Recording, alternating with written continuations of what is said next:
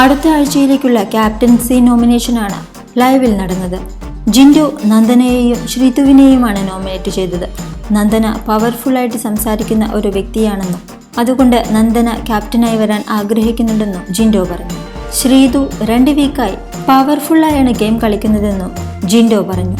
Sibin ശ്രീതുവിനെയും ജിൻഡോയെയും nominate ചെയ്തു.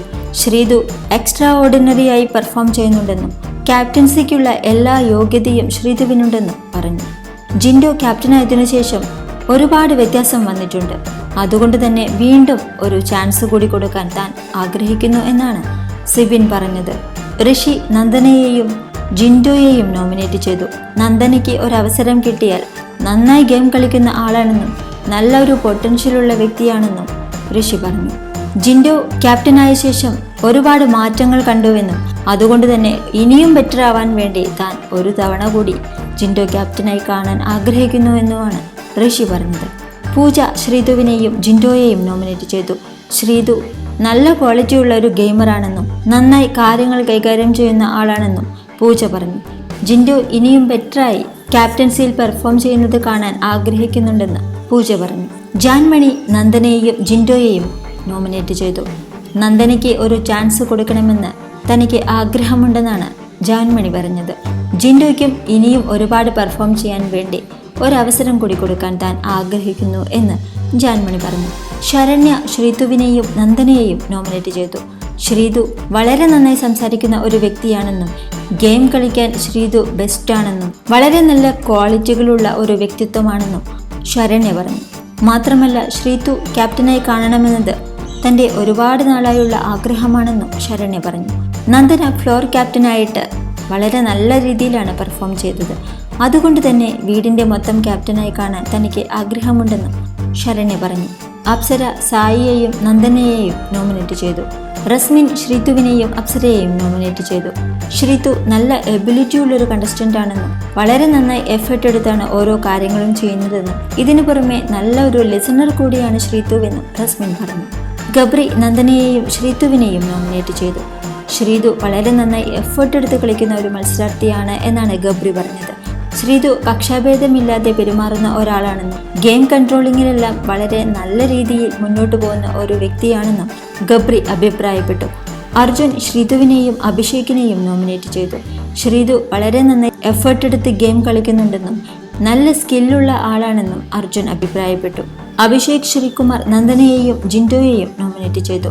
Nandana good ക്വാളിറ്റിയുള്ള contestant ആണെന്നും ജിൻഡോ ക്യാപ്റ്റനായ ശേഷം വളരെയധികം ഫൺ കണ്ടന്റുകൾ ബിഗ് ബോസിന് നൽകിയിരുന്നു എന്നുമാണ് കാരണമായി പറഞ്ഞത്. സായി നോറയെയും ജിൻഡോയെയും നോമിനേറ്റ് ചെയ്തു. നോറയ്ക്ക് ഇതുവരെ പവർ ടീമിലോ ക്യാപ്റ്റനായോ തിളങ്ങാൻ അവസരം കിട്ടിയിട്ടില്ലെന്നും അതുകൊണ്ട് തന്നെ നോറയുടെ നെക്സ്റ്റ് വേർഷൻ എന്താണെന്നറിയാൻ തനിക്ക് അതിയായ ആഗ്രഹമുണ്ടെന്നുമാണ് സായി പറഞ്ഞത്. ജിൻഡോയ്ക്ക് ക്യാപ്റ്റൻസി കിട്ടുമ്പോൾ എങ്ങനെയാണ് തൻ്റെ റെസ്പോൺസിബിലിറ്റി ചേഞ്ച് വരുത്തുന്നത് എന്ന് കാണാൻ ആഗ്രഹമുണ്ടെന്നാണ് സായി പറയുന്നത്. അഭിഷേക് കെ നന്ദനയെയും ശ്രീതുവിനെയും നോമിനേറ്റ് ചെയ്തു. ശ്രീതു മാക്സിമം എഫേർട്ട് എടുത്ത് കളിക്കുന്ന ആളാണെന്ന് അഭിഷേകും അഭിപ്രായപ്പെട്ടു. നോറ അഭിഷേക് കെയെയും നന്ദനയെയും നോമിനേറ്റ് ചെയ്തു. അഭിഷേകിന് ഒരു അവസരം കിട്ടിയാൽ അത് നന്നായി ഉപയോഗിക്കും എന്ന് തോന്നുന്നുണ്ടെന്നാണ് നോറ പറഞ്ഞത്.